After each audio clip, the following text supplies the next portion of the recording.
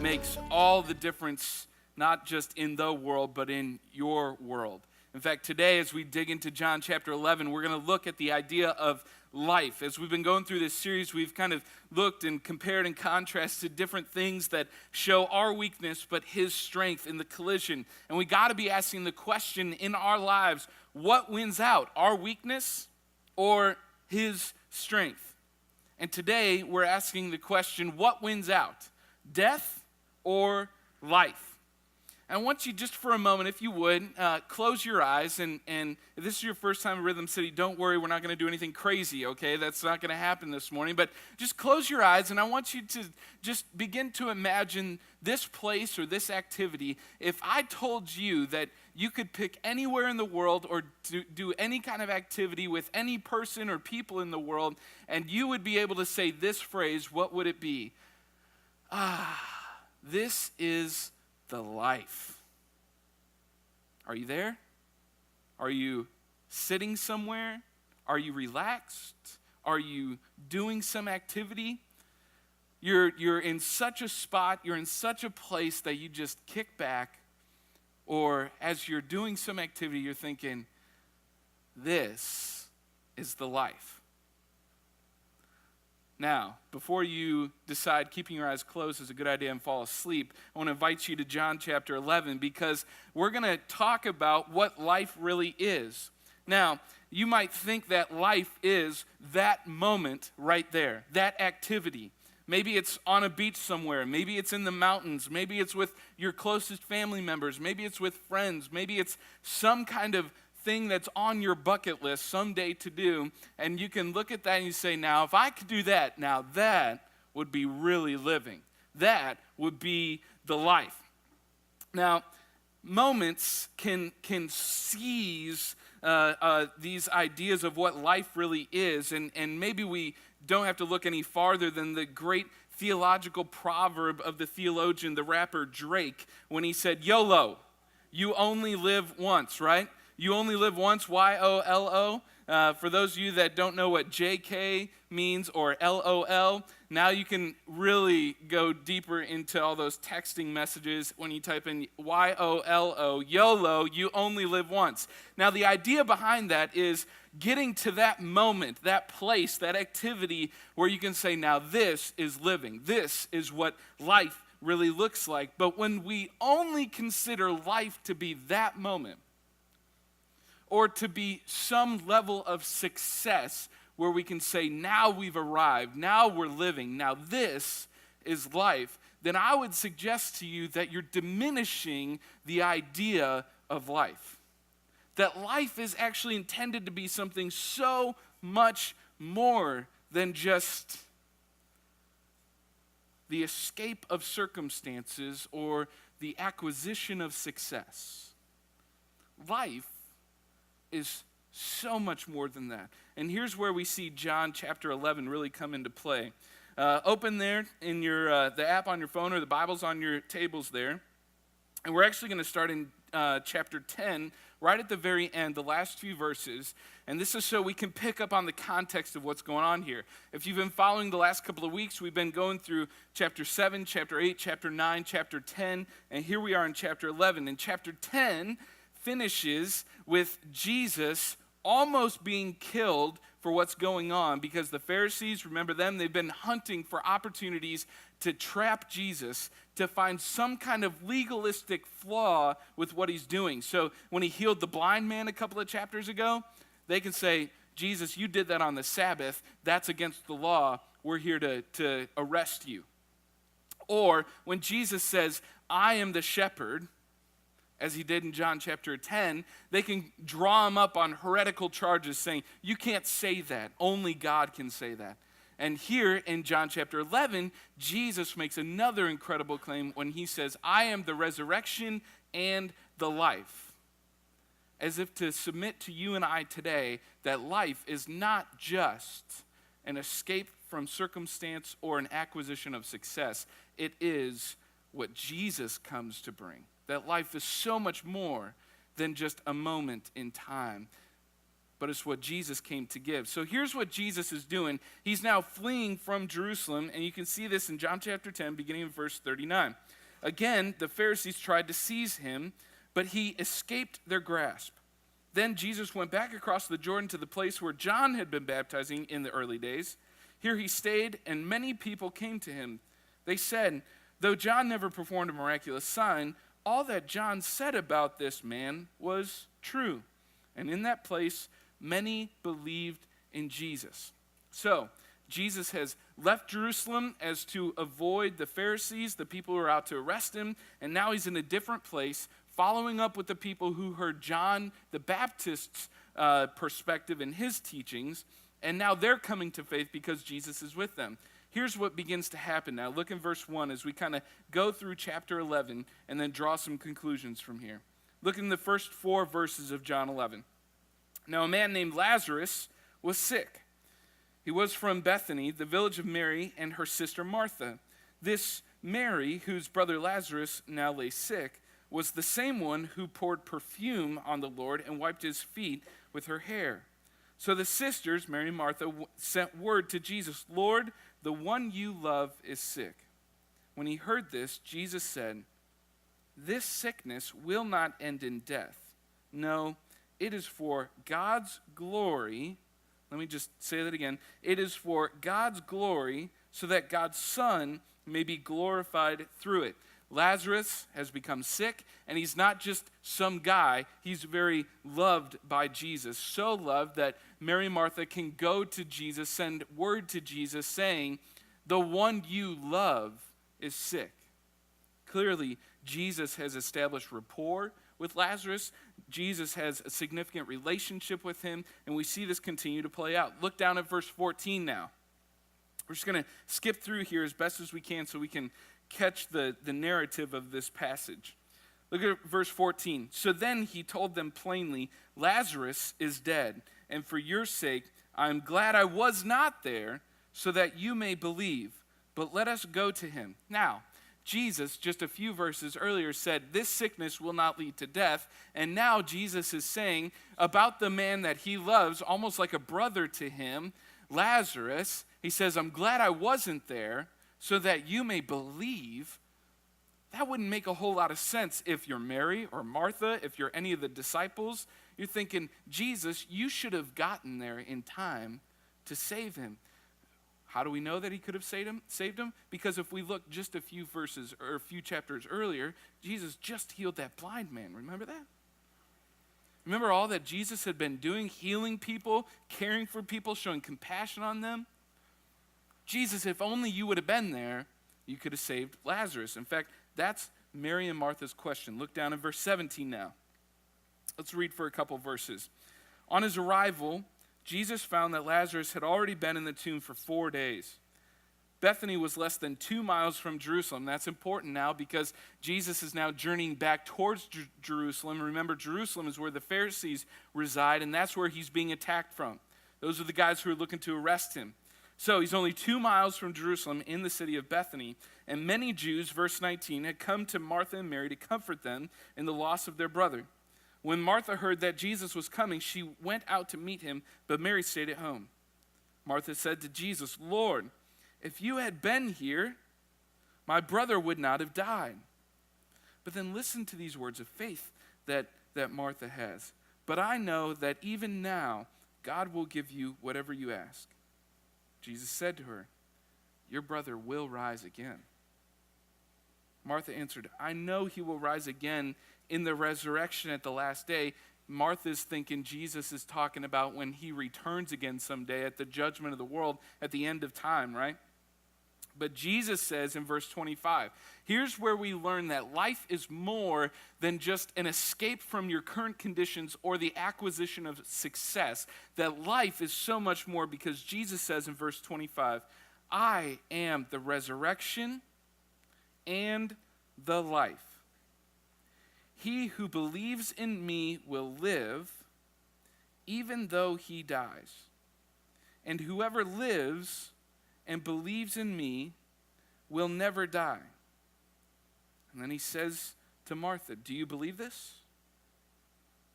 She responds, yes, Lord, I believe that you are the Christ, the Son of God, who was to come into the world. Now, are you catching what's going on here? Are you seeing, trekking with it? Let's skip down to verse 33 now and see how Jesus continues to handle this. Verse 33, when Jesus saw her weeping, and the Jews who had come along with her also weeping, he was deeply moved in spirit and troubled. Where have you laid him? He asked. Come and see, Lord, they replied. And then verse 35, very simply put, Jesus wept. Then the Jews said, see how he loved him. But some of them said, could not he who opened the eyes of the blind man have kept this man from dying? I mean, you can just imagine, here, we have the glimpse of Martha, who says, Jesus, if only you would have been here sooner, you could have saved him, but I trust that whatever you ask of God, he'll give. And Jesus confirms that in her and says, surely he will live again. Then we kind of zoom back out and we see it's not just Martha and Jesus, but there's this crowd around him now. Remember, we're closer to Jerusalem, so there's many skeptics around. There's lots of people who are looking to arrest Jesus. There's people who have heard all kinds of things about who this Jesus guy is, and they hear Jesus speaking to Martha, and some think, wow, he has great compassion on Mary and Martha, and others are still doubting, still skeptical. And all of a sudden, what Jesus said just a few verses earlier, that he said he was glad he was not there, is starting to make a little more sense, because it's not just about Lazarus having life, but it's about this crowd seeing life as more than just a moment or more than just an escape from something, that life is different when it comes to our relationship with Jesus. And here's what happens in verse 38. Jesus, once more deeply moved, came to the tomb. It was a cave with a stone laid across the entrance. Take away the stone, he said. But Lord, said Martha, the sister of the dead man, by this time there is a bad odor, for he has been there 4 days. Then Jesus said, Did I not tell you that if you believed, you would see the glory of God? So they took away the stone. Then Jesus looked up and said prayerfully to his Father in heaven, Father, I thank you that you have heard me. I knew that you always hear me, but I said this for the benefit of the people standing here, that they may believe that you sent me. And when he had said this, Jesus called in a loud voice, Lazarus, come out.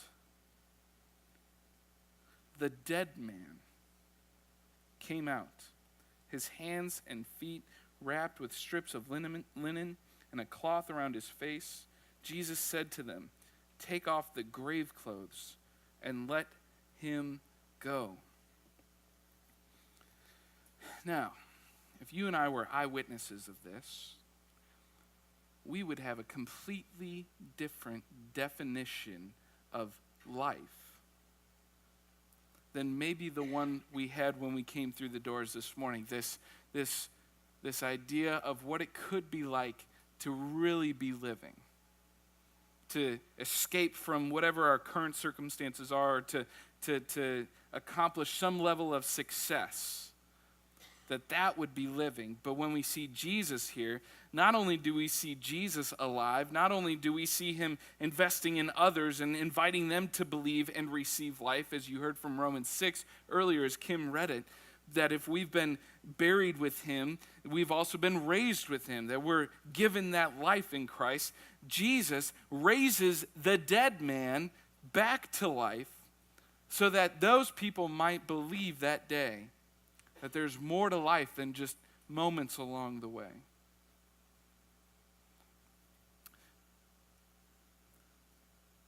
But where you and I struggle to connect with this story, and I won't project this on you, but for me, where I struggle to connect with this story is that when I read John 11,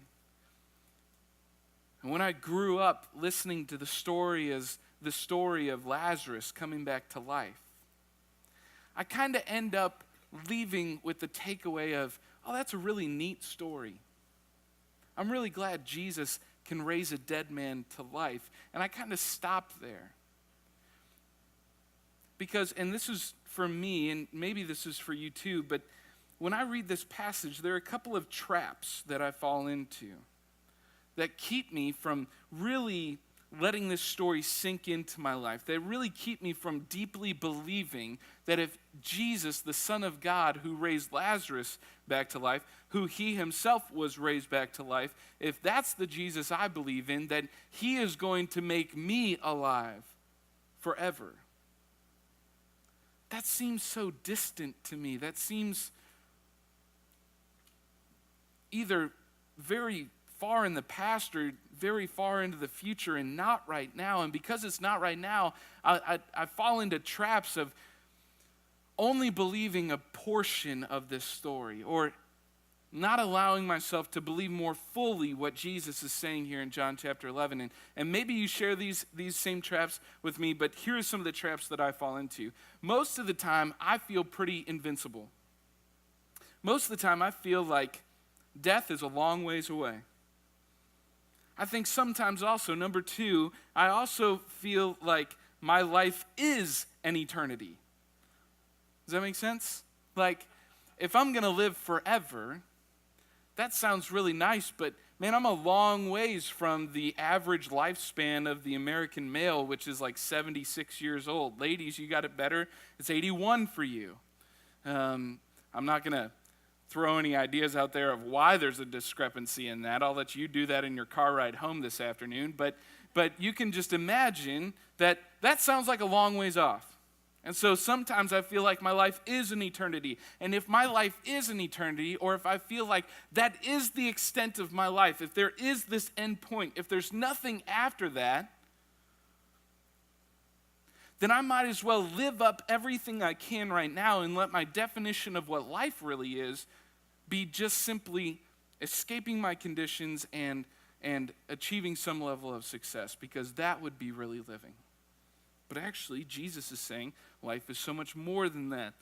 Number three, I doubt resurrection because all I've ever seen is death, and I've never seen resurrection happen. Can this idea of eternal life be real?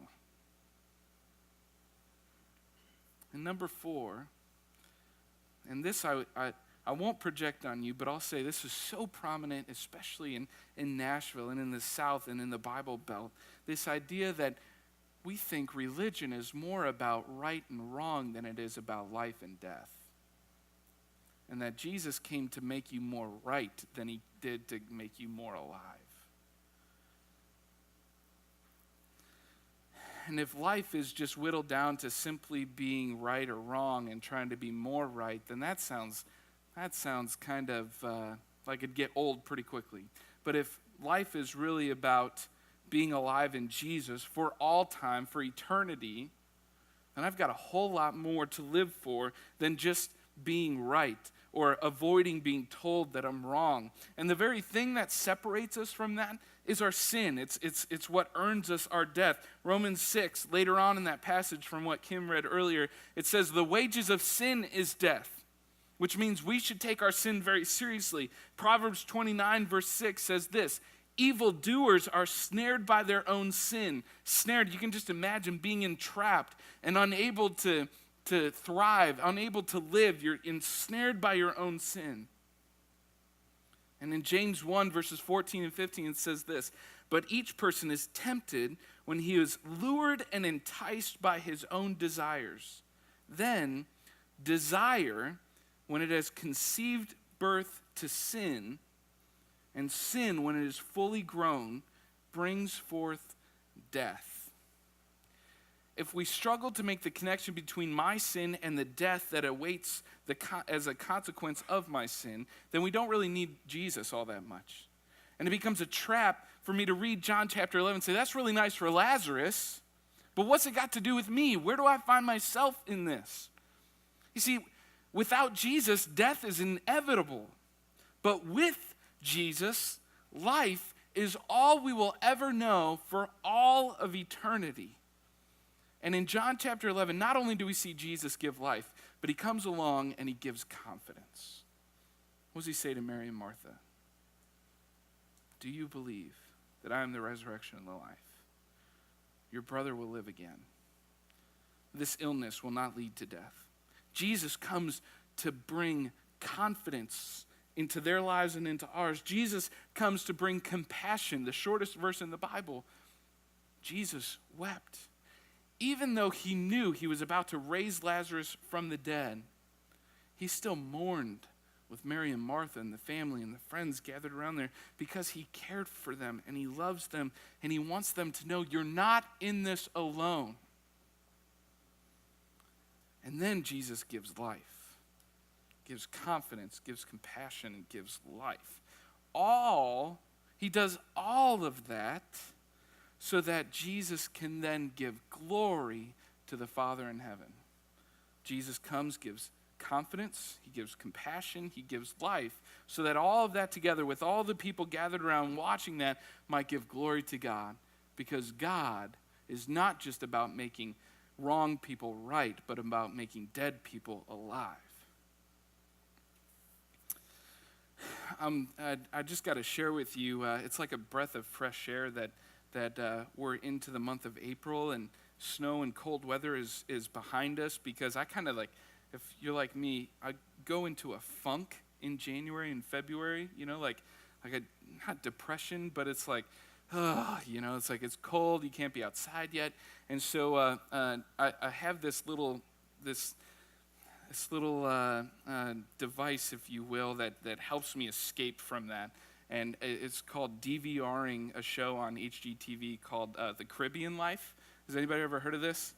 I DVR every episode because in the cold winter months, I love being able to just see somewhere warm and the beach. Like, it's just, I love being there, and so I find myself routinely watching that show and just thinking, now that would be the life, because I can escape the cold and I can live the dream, right? That would be the life. And I think what I'm missing out on in there is that will come and go. That's not going to last forever. Life is so much more than just an escape from conditions that we're currently in. Being able to turn off your phone or not check email or not check text messages. It's not just an escape from the relationships that you're in that are causing problems. It's not just about what you can get away from. And life is also not just this acquisition of success where if we just climb the ladder, if we get to the place, if we have the dream, then that's living. It's so much more than that. Life is literally, from John chapter 11, the defiance of death through a relationship with the Father in heaven. And to help illustrate that just a little bit more, I want you to close your eyes again.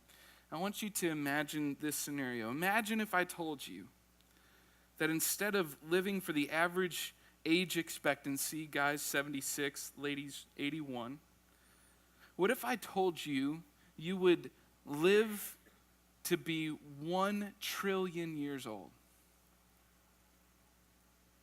What if your life expectancy actually was much more than just 1 trillion years? But that if your life expectancy was infinite? And then what if I told you that only 76 of those trillion years, or infinite years, or only 81 of those infinite years, what if those, out of the trillions and trillions of years ahead of you in your life, what if those were the only years you knew pain, hardship, and suffering? And for every year after that, all you knew was peace, perfection, joy, wholeness, and a perfect relationship with your Creator.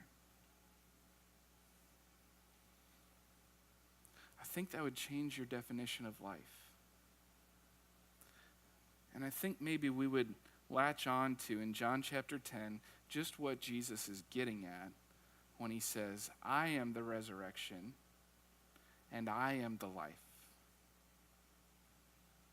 You don't have to live every day with this idea of YOLO, you only live once. You actually can change it to YONO, YONO. You only need one. You only need one life because you only need one Savior.